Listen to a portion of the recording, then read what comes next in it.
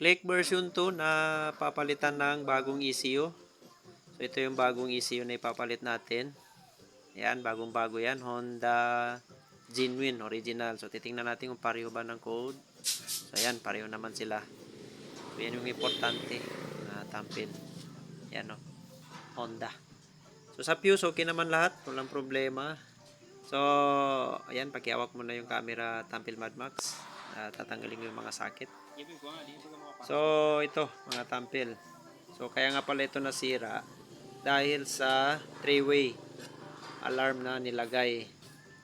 So, nagka-short sa kanyang wirings, kaya nadama yung kanyang ECU. So, kaya sa wirings ng mga electronic na motor, lalo na yung mga ganitong klaseng motor, mga FI. So, sensitive masyado sa wirings, mga tampil. So, dahilan lang sa 3-way alarm na nilagay, dati na. So, kaya nagka-problema. Ito na yung kanyang cover sa likod. Ayan, ilalagay ko na yan. Kailangan mabalik din yan. Para hindi basta-basta tamaan yung likod ng ECU. Bagong ECU. So, kaya sa pagwa-wiring, ingat-ingat talaga, mga tampil.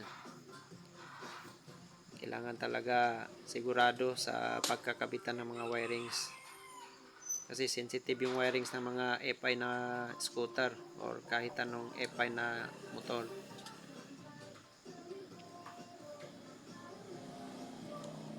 Ayun, sana hindi magka-problema no pagkatapos nito.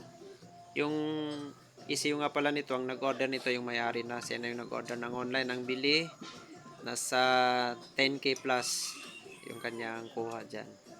So, itong motor na standby ng almost 1 month kasi nag-ipon-ipon pa yung may-ari para makabili ng bagong ECU. So, ito. Dala na yung bagong ECU at ikakabit ko na. So, sana goods ito, no? Hindi magka-problema para wala nang balikan sa seller. Kasi mahirap pa, hassle pa yun yung pagbalik ng ECU. So, sana talaga pagkabit nito, one time na. Okay, may orasyon pa. So,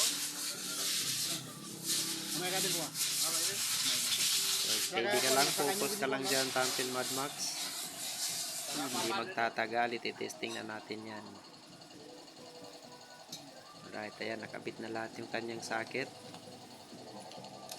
So, testing natin. Ignition on. First. Ayun. Yun. Namamatay na yung kanyang check engine kasi yung dati nitong ECU na sira na. Yun. Tatlo. Delay na siya. Tsaka hindi na siya namamatay. Then yung mga function sa fuel pump wala na. So ito, goods na siya. Ayan. So sana start na to. Testing. Andar na siya. Yun na. Alright. So mandar na siya. So wala nang ibang napalitan dito kundi yung ECU lang. Yung sira. So, dahil lang talaga doon sa 3-way alarm. Yung remote na nilagay.